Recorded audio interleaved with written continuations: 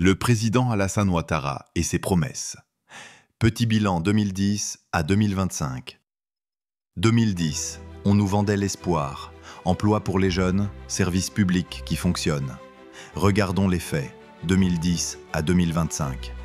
Dès l'arrivée au pouvoir du président Alassane Ouattara, réorganisation brutale des médias publics. La RTI est secouée par des vagues de licenciements. Annulation des concours de la fonction publique tenus fin 2010. Des admis voient leurs résultats purement annulés. Le président Alassane Ouattara avait promis un logement pour tous, 150 000 à l'horizon 2020. Mais, à partir de 2014, le gouvernement déguerpit jusqu'à plus de 6 000 familles. Même des écoles et des mosquées sont démolies. Plusieurs milliers de familles se retrouvent dans les rues avec leurs enfants. 2016, nouvelle constitution. Et en 2017, Ouattara assure pas de troisième mandat en 2020. Mars 2020, il annonce ne pas se représenter. Puis août 2020, il se porte candidat. Le Conseil constitutionnel valide sa candidature. Rupture avec Henri Konan Bédier, PDCI. Allié décisif en 2010, Bédier claque la porte du RHDP en 2018, dénonçant notamment l'abandon de l'alternance et la mainmise du RDR sur l'Alliance. Début d'une crispation politique majeure.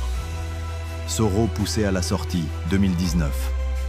L'ex-premier ministre et ex-allié démissionne de la présidence de l'Assemblée sous pression du camp Ouattara. La rupture est consommée. Condamnation de Soro, 2021.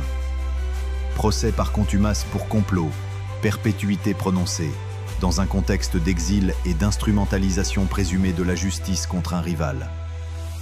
Troisième mandat 2020, crise démocratique. Ouattara se représente en arguant que la Constitution 2016 remet le compteur à zéro. L'opposition lance la désobéissance civile. Le scrutin boycotté par l'opposition est validé malgré la polémique. Plus de 80 morts liés aux violences électorales. 2022 à 2023, année de la jeunesse et le slogan « 1 milliard par jour ». Annonce spectaculaire. Devant le Parlement en avril 2023, Ouattara déclare « Chaque jour, 1 milliard de francs CFA sera consacré aux jeunes ». 2023, année de la jeunesse. Jusqu'à ce jour, la jeunesse demeure précaire. Démolition de 2024, Boribana, Gesco, etc. Dizaines de milliers de personnes expulsées en début 2024, souvent sans préavis adéquat et avec violence rapportée. Scolarisation brisée pour des enfants. Activités détruites. Exemple 133 agriculteurs.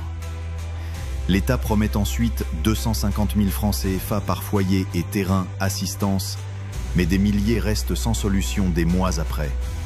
C'est l'exact inverse d'une politique de logement social protectrice. Candidature 2025, le 4e mandat. Malgré la controverse de 2020, Ouattara annonce briguer un nouveau mandat en 2025 en arguant encore de la réinitialisation constitutionnelle.